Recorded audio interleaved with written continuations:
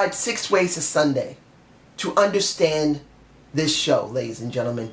It wasn't a bad show on this India tour, week 2. But the problem I see is there's a huge lack of build going into the pay-per-view. They are so confusing right now. It's pissing me off. The first thing I'm going to talk about is something that makes no sense. You got 2 weeks left before Slammiversary. You're not building the Knockouts title. You're not building the GFW title. You're not building the unifying match between Rosemary and Siena. What are you doing? Braxton Sutter and Trevor Lee have a match. We don't care because this isn't about them. Braxton won the match. Who cares? Braxton's never been the issue here. It's always been Ali. But then you have Laurel Van Ness. You have Siena.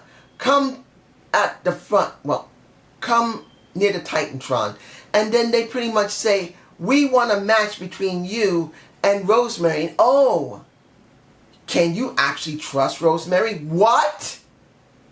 Why is Siena coming out and caring about Ali and Rosemary? Shouldn't she care about Rosemary? Trying to get an edge over Rosemary. Trying to make sure that you see, I'm botching so bad because I'm so angry. There's no build for the Knockouts title. There's no build for the GFW World Women's title. There's nothing. There's a match next week and it means nothing. I want to see these women get promoted properly. We've had almost no sign of Rosemary. Yeah, we have a sign of Ali, but it's not like Ali 3 weeks ago or 2 weeks ago won the title from Siena and then she's challenging Rosemary, which actually would be something interesting. Let Ali have the GFW title. Let Rosemary have the Impact Knockouts title. Let them merge it that way. Why are you doing this with Siena? Why? Then you have Eli Drake. Eli Drake. India, India, India, India. Shut up. I'm not talking to you. You're talking to me. I love Eli Drake. I love Eli Drake. He's the most charismatic and funniest guy they got on that roster next to EC3. And the worst thing for him, this thing that kills me, instead of letting him be on his own, because Tyrus is now working with Bruce Pritchard. He's working with Bruce. You got him, instead of working by himself, going after the Impact Grand Championship and then winning it and then going after the heavyweight title or the GFW title. No. You have him now teamed up with Chris Adonis. Now, I'm not against Chris Adonis. I'm not against Christopher Adonis or Chris Adonis. I'm not against him. I believe he can be a good talent. He wasn't bad in the WWE. Not saying he was great, but he wasn't bad. He's a talent that if you know how to book him properly, he can do something. But he's working with Eli Drake, who needs to be on his own. And then Moose, who participated in that 10-man gauntlet, is pretty much now going to have a match at Slammiversary that is a tag match, not an Impact Grand Championship match, with a partner of his choosing, and now he's going to go against those two. Why? Next week we're going to know who his partner is. Probably no WWE guy. Which I keep saying this to people. Who cares? If they're from the WWE, if they're from ROH, if they're from New Japan Pro Wrestling, book them properly. Work with the people that were already there and book them properly and make this company look good. Don't act like stupid idiots like this. Like this. Now, the 10-man gauntlet. It is the 10-man invitational gauntlet. And the championship was not a title. It was a trophy. And it was the Sony Six trophy. Which is actually kind of interesting. It is kind of a play off the WWE. And kind of makes me think of the Andre the Giant Memorial Battle Royal. But this is an ordinary match. On an ordinary channel. And an ordinary promotion. Not a pay-per-view of their promotion. If that made any sense. I'm kind of confused here. Oh man, this was important to see. It was. Because in the end, this was supposed to promote India. This entire show was supposed to promote India. And they got people there that can be special for the Indian people. So in the end, what did we get? We got a lot of people in that match, including Rockstar, Spud, and Swoggle, where they tried. Why I don't understand why they showed later in the night their anger towards each other instead of kind of leaving the match near the middle of the show instead of the beginning, because you showed scenes of Swoggle, you showed scenes of, calm down, you showed scenes of Rockstar Spud getting his face smushed into some food after the fact. Why didn't you have this match in the middle of the show, and you could have promoted it that way and gave people some time to actually show themselves, promote themselves? Because it would have made more sense. But in the end, we did get Mohammed Sheera winning that match. And in actuality, even though the match was botchy, I won't say it was perfect. Particularly that it was near the end and you got big guys going up against each other. And in some cases, big guys work better with smaller guys, not the same size guys. But in the end, it was Mohammed Sheera who won. And his father being there was a very special moment.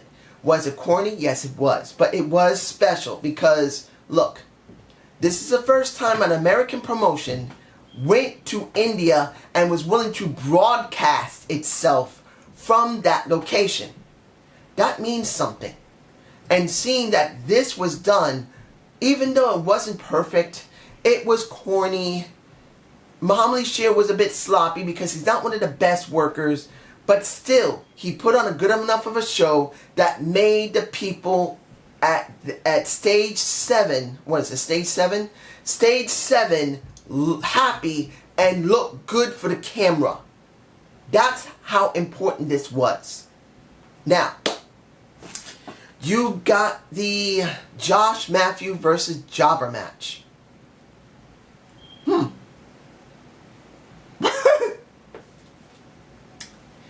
That was a clusterfuck. That was a mess. It wasn't the match that was the problem. It was afterward. Once Mohammed Sheera came out, then you have Lashley come out, then you have Alberto El Patron come out. Who was this about? That was the problem. If you're going to kind of show Mohammed Sheera doing something special once Slammiversary is aired and is done, because the thing I'm thinking is this, ladies and gentlemen, the reason Mohammed Sheera was there, to kind of give us something special. To give us something that is for the future. Because it's a good possibility, because they're going to be doing more airings in India. They want to start moving Mohammed Sheera up in the ranks so he can actually go after the title. Of course, you had an Indian wrestler there, or Indian jobber. Fine. Bringing Mohammed Sheera out, it made sense. It actually did make sense to bring him out. But then you brought out Lashley. And then you brought out El Patron. And that just made it a huge clusterfuck for me. It didn't make any sense. It would have just been better to bring out Lashley only to destroy Mohammed Sheera. That would have made better sense than El Patron coming out. But you brought out all three of these guys and it just was a waste of time. Now, let's see, who am I forgetting here? Sing Free. I don't know if I said this earlier, but let's get to this before we go to the main event of the entire show. Seeing that EC3 was supposedly 7 generations removed, around 7 generations removed of India, because his ancestor came from Calcutta. Oh my goodness, that was bad. But it was good. He did his job as a heel. He pissed people off there. That's what a heel does. He's supposed to piss people off and do his job well, and he did his job well. I was glad to see that he got into the swing of things, wearing all white, wearing the curved up shoes, and then doing basically the meditation in the ring. It's very stereotypical. And I'm not going to say that can be insulting to some people if they don't see it for what this is. This is meant to be a story that is a joke at the same time. But in the end, it was done with some level of taste. Problem I had is this. James Storm coming out, says nothing. Nothing. He comes out, grabs a strap that EC3 already beat somebody with, the interpreter. He already beat his ass with that strap. Then Storm grabs it, and then he's just standing there. Instead of grabbing a mic and saying, you know what? You know what I want? I want a Texas Bull Rope match at Slammiversary. I think that would have been better than what we got here, because we didn't get anything here. It just seems empty. No build for Slammiversary. We need matches for Slammiversary. Build it. Do 2 weeks. Do 3 weeks ahead. TNA, well, not TNA. Impact Wrestling. IW, please. IW Wrestling needs to do this. Or iWrestling. Impact Wrestling. Maybe I'll say that. I don't care, but build it. Finally, if I'm forgetting anything, I'm sorry. Sanjay Dutt versus Loki. Now, they built Sanjay very well throughout the night. And I did enjoy these stories that they talked from Sanjay Dutt, where they talked for Loki, what was important to them, how important both these guys are to Impact Wrestling. And in the end, we got our match. A very good match. Getting that eye patch taken off his eye was actually a wise thing, because it made it more important, because by the end of that show, that crowd was screaming for Sanjay Dutt. And when it was all over, and Sanjay Dutt won, it felt important.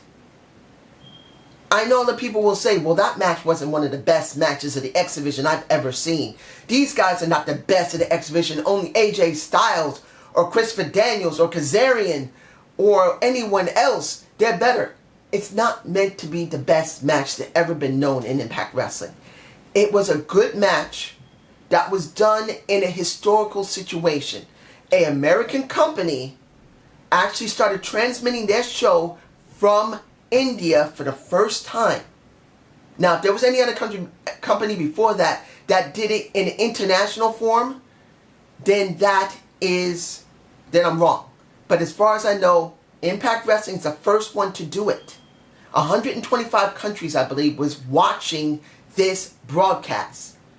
And that was important, particularly for Indians, to know that an American company would allow an Indian to claim one of their titles. It doesn't matter if it's a low-tier title. It's still a title. And they were letting it be the last match of the night. I believe that was special. And I'm glad to see Sanjay finally get that title.